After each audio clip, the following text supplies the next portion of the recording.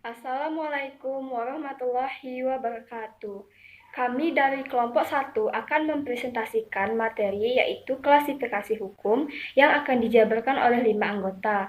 Yang pertama saya sendiri, Wahdini Anissa Putri Z.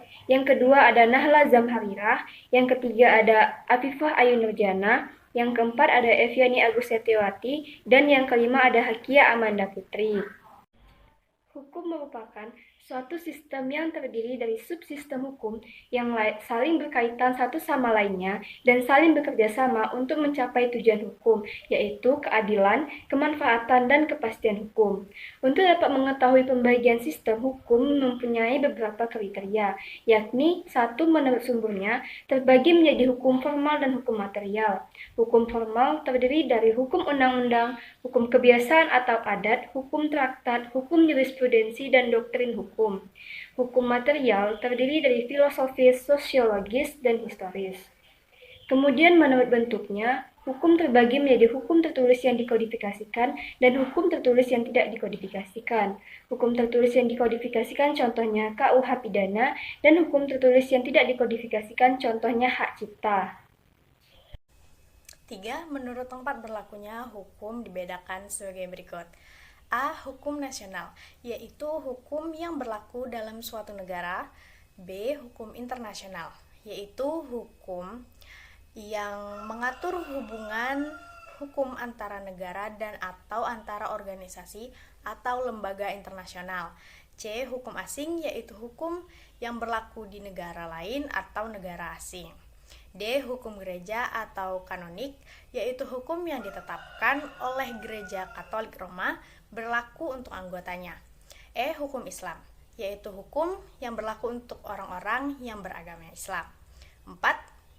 Menurut waktu berlakunya, hukum dibagi dalam A. Ius constitutum atau ius positum atau ius operatum, yaitu hukum yang berlaku pada waktu sekarang dalam suatu masyarakat di wilayah tertentu.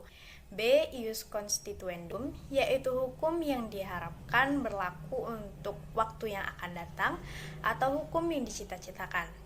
C. Hukum asasi atau kodrat, yaitu hukum yang berlaku dimanapun dan kapanpun, tidak terbatas oleh ruang, waktu, dan tempat. Hukum asasi ini berlaku untuk semua bangsa dan bersifat abadi. Menurut fungsinya atau cara mempertahankannya, hukum dibedakan menjadi dua. Yang pertama ada hukum material, yaitu menerangkan perbuatan-perbuatan apa yang dapat dihukum, serta hukuman-hukuman apa yang dapat dijatuhkan. Hukum material menentukan isi sesuatu perjanjian, sesuatu perhubungan, atau sesuatu perbuatan. Yang kedua ada hukum formal, yaitu sumber hukum yang menentukan bentuk dan sebab terjadinya suatu peraturan atau kaidah hukum. Menurut sifatnya, hukum dibedakan menjadi dua, yaitu hukum imperatif dan hukum fakultatif.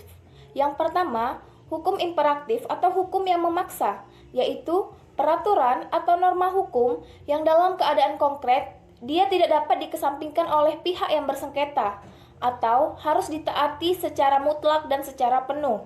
Misalnya, setiap perjanjian harus memenuhi ketentuan pasal 1320 BW tentang syarat-syarat sah perjanjian. Kemudian yang kedua, itu ada hukum fakultatif atau hukum perlengkapan atau hukum yang bersifat mengatur, yaitu peraturan atau norma hukum yang dalam keadaan konkret, ia dapat dikesampingkan oleh pihak yang mengadakan perjanjian, seperti bentuk perjanjian boleh tertulis atau tidak tertulis, boleh dilakukan atau dibuat di hadapan notaris, atau di bawah tanda tangan. 7. Menurut isinya, hukum dibedakan sebagai berikut. A. Hukum publik atau public law, yaitu keseluruhan peraturan atau norma hukum yang mengatur hubungan hukum antar negara dengan orang atau badan yang mengutamakan kepentingan umum, seperti hukum tata negara, hukum tata usaha negara, hukum administrasi negara, hukum tata pemerintahan, hukum pidana, hukum internasional atau publik, dan hukum acara seperti pidana, tata usaha negara, dan Mahkamah Konstitusi. B.